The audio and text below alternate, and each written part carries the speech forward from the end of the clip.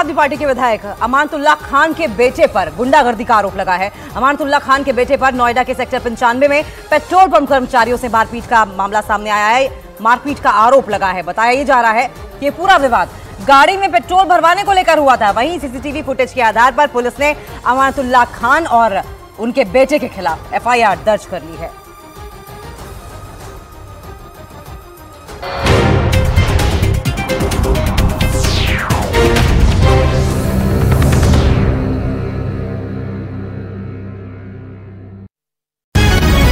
पश्चिम बंगाल में तीसरे चरण के चुनाव के दौरान 2 सीटों से ऐसी तस्वीरें सामने आईं जिनमें उम्मीदवारों के सामने ही जमकर बवाल हो गया। वहां तीसरे चरण में 4 सीटों पर मतदान हुआ। उनमें जंगीपुरा लोकसभा सीट पर वोटिंग के दौरान बीजेपी के उम्मीदवार धनंजय घोष खुद एक टीएमसी कार्यकर्ता से भिड़ गए, जबकि मुर्शिदाबाद लोकसभा सीट के एक वोटिंग बूथ पर लेफ्ट उम्मीदवार मोहम्मद सलीम के सामने टीएमसी समर्थकों ने हंगामा कर दिया। इसके बाद पुलिस के सामने ही टीएमसी के समर्थकों और मोहम्मद सलीम के बीच बहस शुरू हो गई और नौबत हाथापाई तक की आ गई। सीपीआईएम उम्मीदवार मोहम्मद सलीम रास्ता रोक रहे टीएमसी के कुछ समर्थकों को धक्के देकर पीछे धकेलते दिखाई दिए। इसके बाद मामला और ज्यादा बढ़ गया। वहां पर टीएमसी के कुछ और समर्थक इकट्ठा हो गए। सभी ने मोहम्मद सलीम के खिलाफ नारेबाजी शुरू कर दी। अपने खिलाफ हो रही नारेबाजी के बीच मोहम्मद सलीम तेजी से उस पोलिंग बूथ की तरफ बढ़ते दिखाई दिए जहां टीएमसी समर्थकों की गुंडागर्दी की सूचना उन्हें मिली थी। लोगों को डराया जाता है, धमकाया जाता है और सबसे अजीब बात है कि पुलिस अफसर खुद करते हैं। पोलिंग बूथ पर पहुंचने के बाद मोहम्मद सलीम ने पुलिस वालों से टीएमसी समर्थकों के खिलाफ शिकायत की। इसके बाद उस पोलिंग बूथ के आसपास भारी संख्या में केंद्रीय सुरक्षा बल के जवान और पुलिस वाले तैनात कर दिए गए। लेकिन इसी बीच वहां की जंगीपुरा लोकसभा सीट पर बीजेपी के उम्मीदवार और टीएमसी के एक कार्यकर्ता के बीच हुई भिड़ंत की तस्वीरें भी सामने आई। उन दोनों ने एक दूसरे पर वोट देने पहुंचे लोगों को धमकाने का आरोप लगाया।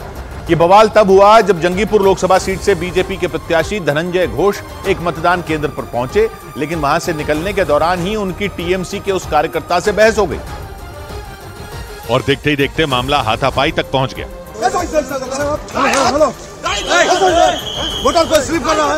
इस झड़प से पहले की तस्वीरों में टीएमसी का वो कार्यकर्ता मतदान केंद्र के अंदर अपने मोबाइल फोन में वीडियो रिकॉर्ड करता दिखा। इसी दौरान जंगीपुर लोकसभा सीट से बीजेपी के उम्मीदवार धनंजय घोष वहां पहुंच गए। उन्होंने वीडियो रिकॉर्ड करने पर आपत्ति जताई, लेकिन टीएमसी के उस कार्यकर्ता ने धनंजय घोष पर वोटरों को धमकाने का आरोप लगा दिया। इसी बात को लेकर दोनों में कहासुनी हो गई।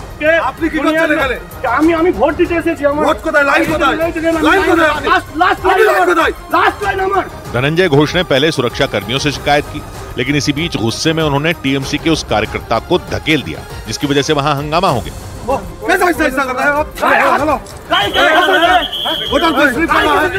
बवाल बढ़ने पर उस मतदान केंद्र पर मौजूद सुरक्षा कर्मियों को बीच बचाव करना पड़ा। बीजेपी उम्मीदवार ने टीएमसी के उस कार्यकर्ता पर वोटरों को डराने धमकाने का आरोप लगाया। एक कुत्ता सीखो जैसे ऐसा व्यवहार कर सकता है तो जनगण के क्या कर सकते हैं। बीजेपी ने इस मामले को चुनाव आयोग के सामने उठाने की भी तैयारी कर ली। उधर 96 दिनों बाद जेल से बाहर निकले झारखंड के पूर्व सीएम हेमंत सोरेन अपने नए लुक की वजह से सुर्खियों में आ गए। उन्हें अपने चाचा के श्राद्ध में हिस्सा लेने के लिए कुछ देर के लिए पुलिस की निगरानी में रांची की बिरसा मुंडा जेल से बाहर आने की इजाजत मिली और जैसे ही वो बाहर निकले उनके नए लुक की वजह से उन्हें पहचानना तक मुश्किल हो गया, क्योंकि 96 दिनों से जेल में बंद हेमंत सोरेन हूबहू अपने पिता शिबू सोरेन की तरह नजर आए। उनके बाल और दाढ़ी बढ़ने की वजह से वो अपने पिता शिबू सोरेन की तरह दिखाई देने लगे। उनका लुक ऐसा हो गया कि अगर एक तरफ शिबू सोरेन की तस्वीर हो और दूसरी तरफ हेमंत सोरेन की, तो अंतर बताना तक मुश्किल हो जाए। और इसी लुक की वजह से उनकी चर्चा तेज हो गई। झारखंड के पूर्व सीएम हेमंत सोरेन को हाई कोर्ट के आदेश पर कुछ देर के लिए जेल से बाहर आने की इजाजत मिली ताकि वो अपने चाचा के श्राद्ध में हिस्सा ले पाएं। इसी वजह से उन्होंने वहां बाल भी मुंडवाए। हालांकि कोर्ट के आदेश के मुताबिक इस दौरान उनके मीडिया से बात करने पर पाबंदी थी, लेकिन उनके समर्थकों ने उनकी कुछ तस्वीरें सोशल मीडिया पर शेयर की और ये उम्मीद जताई कि वो जल्द ही जेल से बाहर आ जाएंगे। इस बीच झारखंड में करोड़ों रुपए कैश मिलने के बाद कांग्रेस नेता आलमगीर आलम के निजी सचिव संजीव लाल और उनके नौकर जहांगीर को गिरफ्तार कर लिया गया।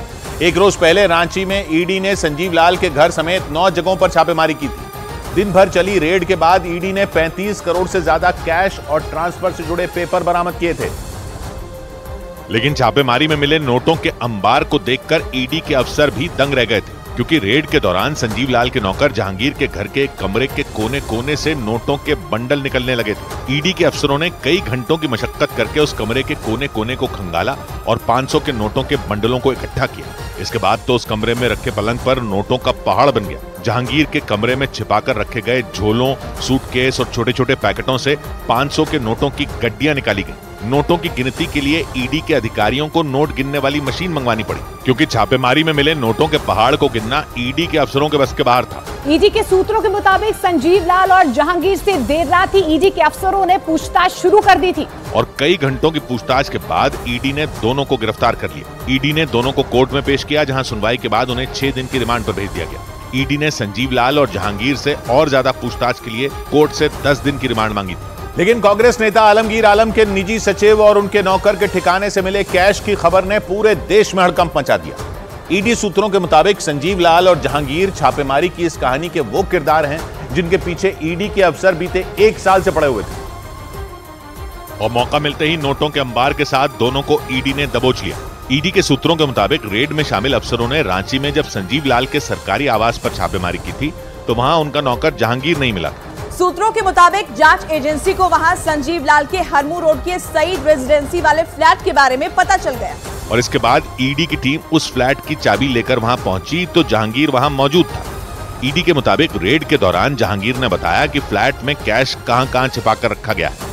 ईडी के मुताबिक जांच में यह बात भी सामने आई कि यह फ्लैट 3 महीने पहले ही उसके नाम पर लिया गया था।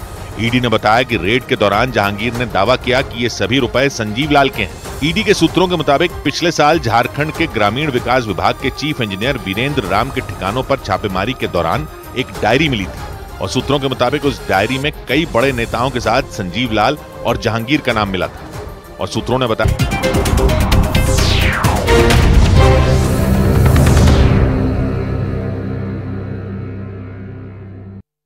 महाकोश कच्ची घानी सरसों तेल और रिफाइंड सोयाबीन ऑयल चुनो सही। तेलंगाना और आंध्र प्रदेश में आज पीएम मोदी करेंगे ताबड़तोड़ चुनावी रैली। करीमनगर में श्री राजा राजेश्वर स्वामी मंदिर में करेंगे पूजा। विजयवाड़ा में होगा मेगा रोड शो।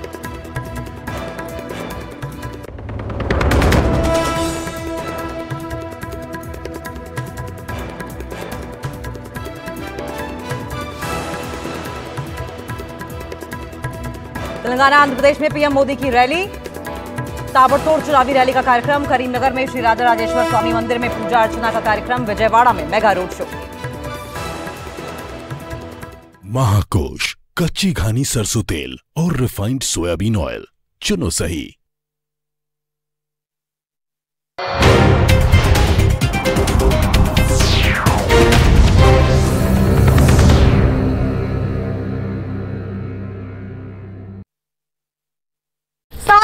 पश्चिम बंगाल में तीसरे चरण के चुनाव के दौरान 2 सीटों से ऐसी तस्वीरें सामने आई जिनमें उम्मीदवारों के सामने ही जमकर बवाल हो गया।